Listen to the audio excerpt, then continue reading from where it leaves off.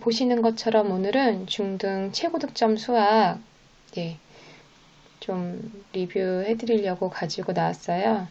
지금 보시면 제가 중학교 2학년 1학기 교재 가지고 왔고 그래서 내용들 한번 같이 볼게요. 그 교육과정 개편되면서 표지가 좀 바뀌었어요. 전에는 파란색 표지였었는데 조금 더 밝게, 근데 뭐 그렇게 막 쌈박한 느낌은 아니죠. 그래서 전에 게 표지는 더 전 좋았던 것 같아요. 어쨌든 자, 교재 한번 이제 보시면 2-1 책이고, 여기 보시면 상위권 도약을 위한 심화 기본서라고 되어 있죠. 제가 전에 그 최상위 S교재 말씀드리면서 중등에서는 요 책이 좀, 그러니까 중등에서는 최고 득점 수학이 좀 더 아이들 그 완전 심화를 들어가기 전 단계 그런 친구들한테 좋습니다라고 제가 말씀드린 적이 있었는데, 네, 그런 교재예요. 그래서 문제 분량이나 뭐 난이도나 이런 것들이 완전 뭐 심화교재 최상위 수학이나 A급 수학이나 그런 수학을 하기엔 좀 부담스러운 심화를 처음 하는 친구들이 하기 좋은 그런 책이라고 볼 수 있고요. 자, 보시면 내용으로 들어가 볼게요. 내용으로 들어가 보시면 차례 2학년 1학기 차례 크게 4단원이죠. 수화식의 계산, 부등식, 연립방정식, 1차 함수. 그래서 전에 말씀드린 것처럼 2-1이 개편되면서 많이 가벼워졌습니다. 내용이 많이 가벼워졌고요. 참 신기한 건 내용은 많이 가벼워지고 부등식에서 심화 부분이 많이 빠지고 그 다음에 그 연립방정식하고 할 때 그 다항식 계산이 다시 중3과정, 그 전 과정에서 중3과정에서 다항식 계산하고 인수분해 있던 게 2학년 과정으로 다시 넘어왔었는데 다시 또 3학년 과정으로 갔어요. 그래서 2학년 1학기 과정이 굉장히 좀 가벼워지고 3학년 1학기 과정이 더 이제 분량이 굉장히 많아지고 어려워졌는데 아이들의 반응은 비슷하다는 거죠. 예, 그러니까 교과서의 어떤 그런 난이도가 좀 쉬워져도 친구들 반응은 비슷해요. 참 신기하죠. 계속 어려워합니다. 자, 일단은 수화식의 계산 이제 보시면 유리수와 순환소수 크게 이제 두 가지로 나누어져 있죠. 그래서 대단원 마무리까지 제가 보여드리려고 둘 다 이제 스캔을 했고요. 자, 처음에 이제 개념 정리되어 있습니다. 개념 정리되어 있고요. 좀 글씨가 작아서 안 보이실 수 있지만 뭐 특별한 내용은 없어요. 특별하게 막 뭐 어떤 심화 부분을 다뤄주는 개념이라든가 이런 거 없이 다 기본적인 개념 내용이고 거기에 이제 주제별 유형 블록이라는 섹션에서 이제 대표 유제, 대표 예제가 있고 거기에 관한 이제 정답지가 있습니다. 정답지가 있고 그 다음에 여기 보시면 유제가 거의 2문제씩 이렇게 있어요. 그래서 문제를 한번 보실까요? 문제를 한번 보시면 다음 보기의 수를 소수로 나타낼 때 소수점 아래 64번째 자리에 숫자가 1인 것을 모두 고른 것은 했습니다. 그래서 순환소수, 그러니까 분수를 순환소수로 표현하고 나서 그 순환마디의 개수를 가지고 이제 64번째 자리 숫자 구하는 거. 그래서 예제 첫 번째 문제로 나온 것 치고는 역시 기본 이제 평이한 그런 기본형 단계에서 나오는 첫 번째 문제는 아니죠. 그래서 64번째 자리 숫자 구하는 거. 그래서 밑에 보시면 유제 두 문제가 굉장히 이제 비슷한 이제 문제인데 1번 같은 경우는 많이 흡사한 유제 문제가 나오고 이제 2번 한번 보시면 분수 333분의 100을 소수로 나타낼 때 소수점 아래 10번째 자리의 숫자를 A, 소수점 아래 20번째 자리 숫자를 B라고 했을 때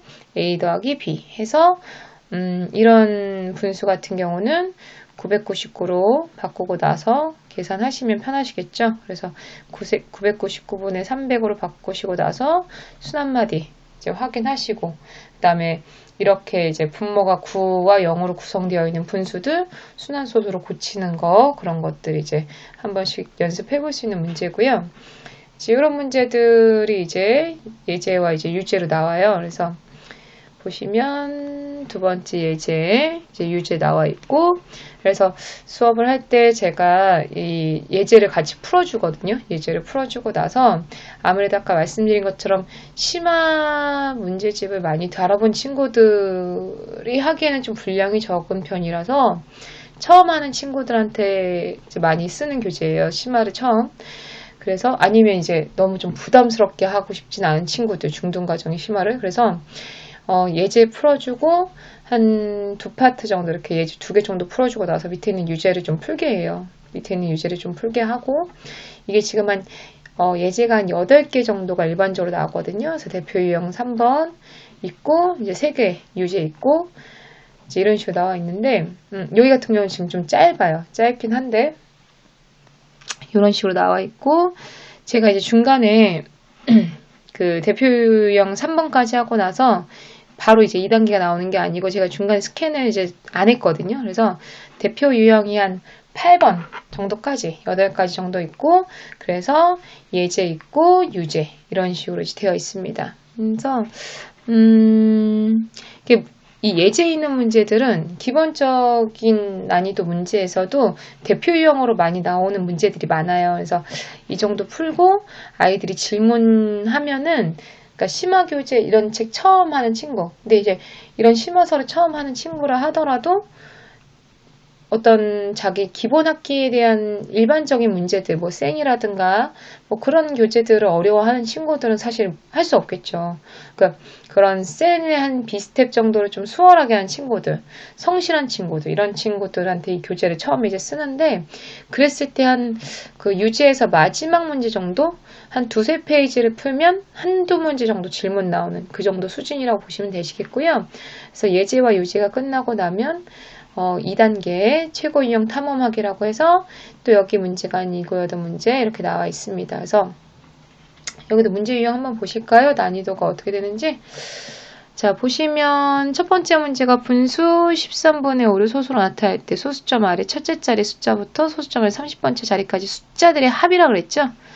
그래서 이런 문제 같은 경우 이제 순환마디 확인하고 이제 순환마디 합 구하신 다음에 그런 세트가 몇 개 나오는지, 그래서 30번째 자리까지라고 했으니까 30번째까지 그 합이 몇 번 반복되는지 해서 구하는 문제, 크게 어렵지 않고요. 그래서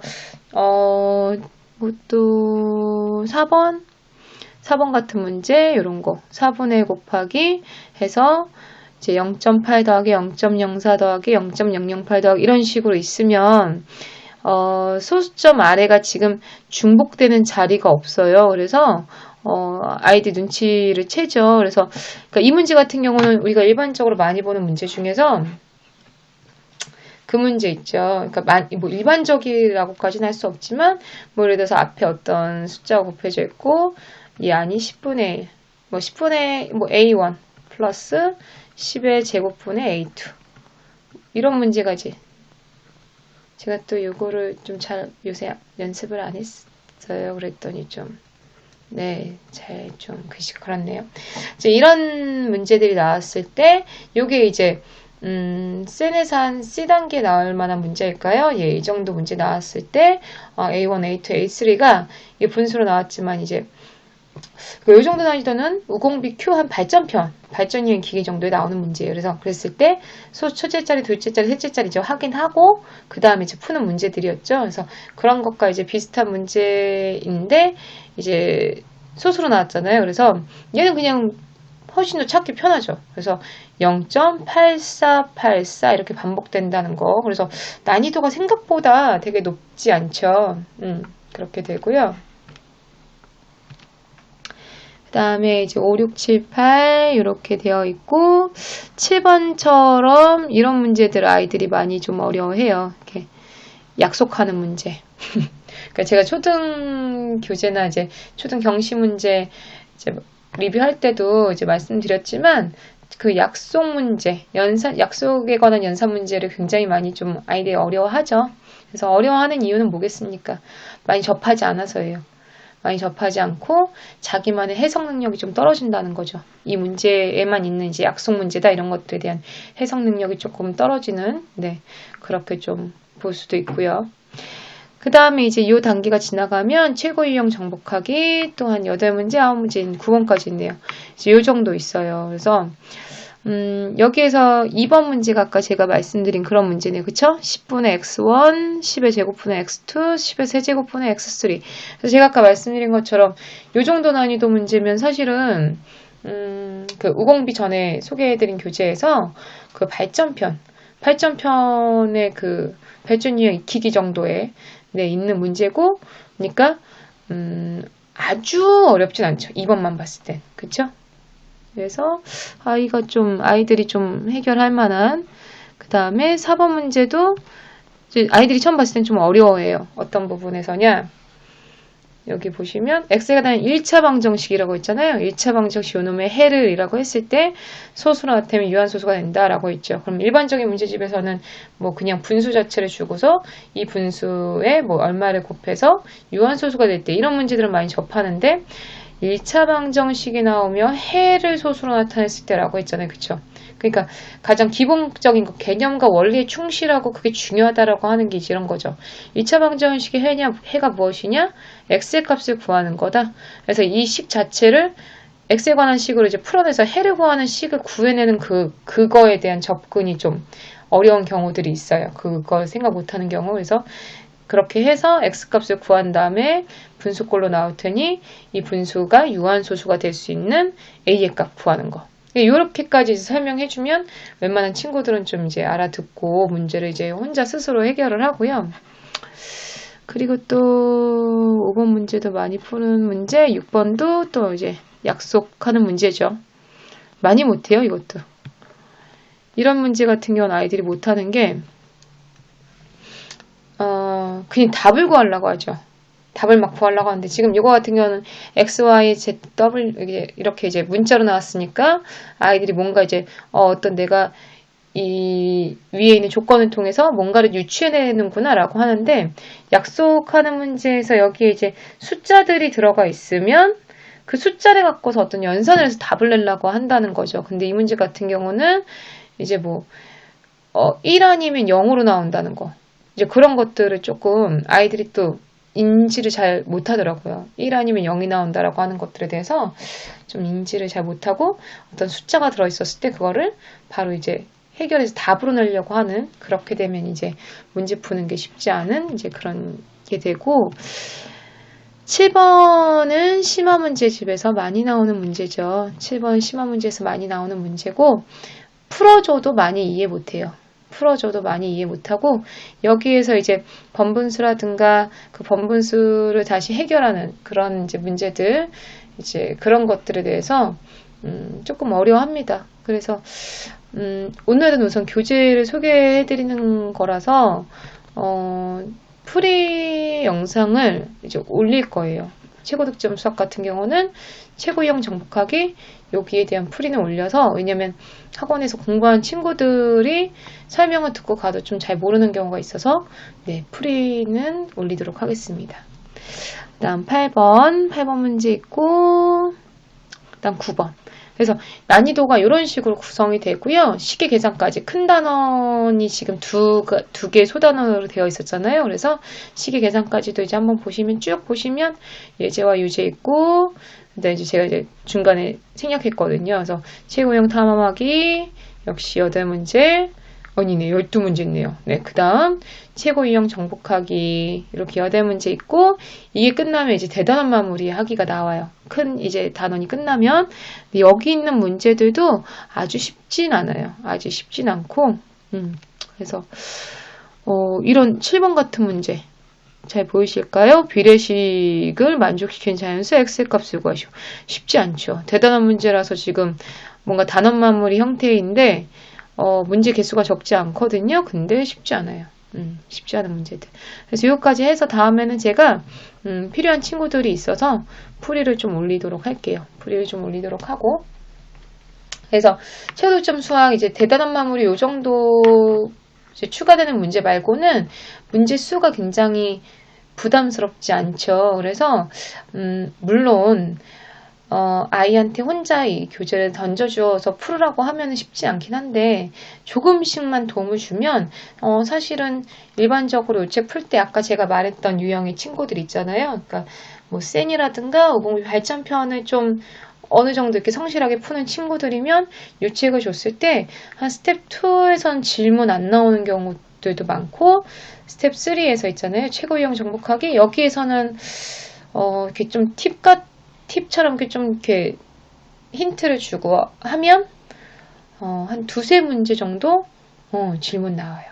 네, 그 정도 해결할 수 있는 문제라서, 그렇다고 이제 이거는 어떤 제가 아이들을 가르치면서 하는 그런 방법적인 것들이 다른 걸 수 있기 때문에, 이제 그렇다고 아이를 또 잡으시면 안 되죠. 야, 그냥 풀어보고 뭐 이렇게 야, 여기서 질문이 왜 이렇게 많아? 왜 이렇게 되면 안 되고, 어느 정도 제가 말씀드린 거 성실함, 그런 기준이 다를 수 있으니까, 네, 그 성실함의 또 뜻도 다를 수 있어요. 정의하는 그런 기준이 다를 수 있으니까, 그런 분들이 조금 염두를 해주시고 교재 선정하시면 좋을 것 같아요. 그래서 지금 방학이 이제 겨울방학이 그러니까 겨울방학은 지금 끝나고 있고, 방학을 늦게 한 친구들은 뭐 쭉 3월 이전까지 이제 방학이긴 한데, 한 달 정도 남았잖아요. 그래서 우리가 선행을 좀 했고, 그러니까 1학기 과정을 좀 선행을 했고, 그런 친구들은 충분히 도전해 볼 만한 문제집이에요. 그래서 꼭 방학 때 뭐 2월 말까지 끝낼 필요는 없으니까,